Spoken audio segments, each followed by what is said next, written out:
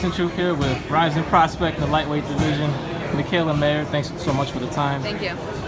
When you first got the call from Top Rank, Yeah. did you ever think you would get much interest from a major promoter coming out of the Olympics?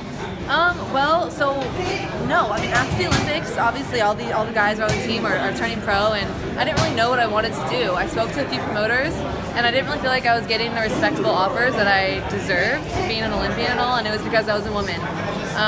My manager called a meeting with Top Rank last minute, and we sat down. I flew to Vegas. We sat in their office with Todd DeBuff, and I really feel like they believed in the vision that I've always had for women's boxing, that we could change it and we could actually make a market for it. And he saw that. He believed in me, and he worked with us, and he gave us a deal that was respectable, and they're doing everything that they said they were going to do, put me on good cards. How surprised were you that Bob Arum showed interest in your career, considering he gave up on women's boxing a couple decades ago? I can say I'm surprised, but I can also say that I'm not surprised, because I always believed I had what it took to change the game. And Bob Arum's, he's old school. He's not used to having women in this sport at the big stage, but Todd DeBuff is helping him along, and he sees what girls like Ronda Rousey have done for the UFC, and there's a market for women in combat sports now. You can't deny it. You've created a lot of buzz with women's boxing. Obviously, you're a knockout outside the ring, but people are noticing that you got hands, that you can fight, especially from your first two performances. Yeah. This is your third professional fight. What do you think you need to work on and improve on after reviewing your past two fights? Definitely always working to get better. I mean, I'm never satisfied. The pros are definitely a lot different from the amateurs.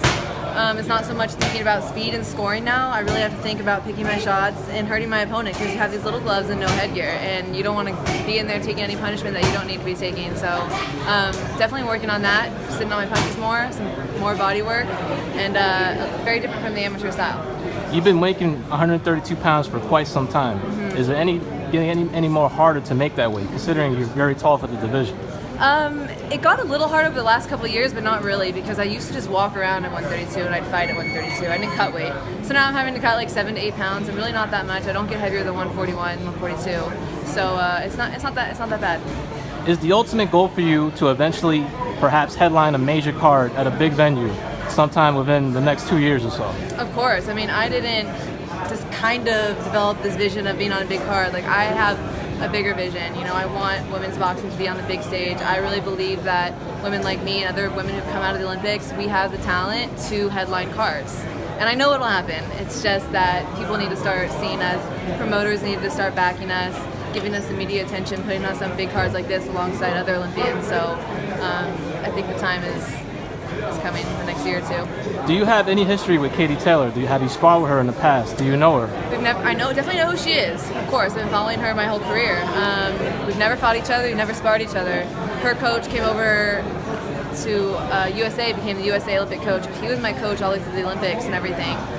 We obviously know who each other are, and that fight's going to happen, and it's going to be good for women's boxing. I can't tell you when that's going to happen, but I know it's going to happen. So. Is one of the Serrano sisters on your hit list? Yeah, all the top girls. She didn't have an extensive amateur career, but she's been the one striving to make a name for women's boxing in the pros. So for sure, I definitely see that fight happening too.